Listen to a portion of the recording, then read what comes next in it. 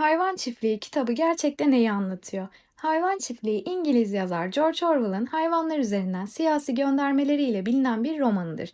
Kitabın adından da anlaşıldığı gibi konu bir hayvan çiftliğinde ele alınıyor. İnsanların sonsuz iktidarını yıkmak ve kendi özgürlüklerini ilan etmek isteyen hayvanların ayaklanma hikayelerini okuyoruz. Her hayvan türünün temsil ettiği farklı insan statüleri olduğunu söyleyebiliriz. Kitaptan çıkarılacak en önemli mesaj, güç kendi ellerine geçene kadar herkes özgürlükçü ve eşitlikçi politikaları kullanır. Bu şekilde kitlelere ulaşır ve özgürlüğü vaat eden bazı kişiler gücü tamamıyla eline alır. Mağdurlar yine mağdur olmaya devam eder. Önceki hayatlarından tek farkı, kendilerine hükmeden bu gücü artık kendileri seçmişlerdir. Kitapta bu konuyla ilgili şöyle bir bölüm yer alır. Duvarda tek bir emir yazılıydı.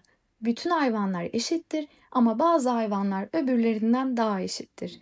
Ertesi gün çiftlik işlerini denetleyen bütün domuzların kırbaçlı olmaları kimseye tuhaf gelmedi. Hayvan Çiftliği ve Stalin eleştirisi. Hayvan Çiftliği kitabındaki Napolyon adlı domuz Stalin'i temsil ediyor ve kitap aslında Stalin dönemine bir eleştiri niteliği taşıyor. Bu konuyla ilgili şöyle bir detay biliyoruz. 1945 yılında savaş muhabiri olarak Paris'te bulunan Orwell orada Joseph Chapsky adında bir Rus'la tanışır. Chapsky Sovyetler Birliği'ndeki bir çalışma kampından ve Katyn kıyımından kurtulmuş Paris'e gelmiştir. Chapsky Sovyetler rejimine karşı olmasına rağmen Alman saldırıları sırasında Stalin'in Moskova'yı terk etmediğini ve bu sayede kurtulduklarını söyler. Bunun üzerine Orwell kitabı teslim ettiği yayıncısını arar ve kitabın 8. bölümünde ufak bir değişiklik yapar. Komşu çiftlikten insanların saldırısına uğrayan hayvanların korkusunu anlattığı "Güvercinler uçuştular. Napolyon da dahil bütün hayvanlar kendilerini karın üstü yere atıp yüzlerini kapadılar" kısmını "Güvercinler havaya uçuştular. Napolyon dışında bütün hayvanlar kendilerini karın üstü yere atıp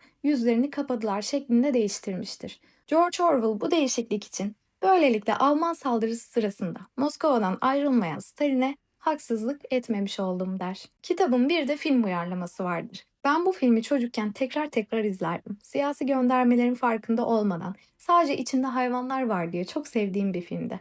İnternetten değil de CD takıp film izlediğimiz dönemlerde. Hayvan Çiftliği kitabı ilk olarak John Halas ve Joy Batchelor tarafından 1954 yılında animasyon olarak uyarlanmıştır. 1999 yılında ise John Stephenson tarafından film olarak uyarlanmış ve vizyona girmiştir. Benim bahsettiğim film buydu ve bu filmin animasyon filmine göre çok daha iyi olduğunu söyleyebilirim. Genellikle kitaplar sinemaya taşındığında özelliğini yitiriyor. Ancak bu filmde kitabı okur gibi oluyorsunuz. İzlemek isterseniz tavsiye ederim.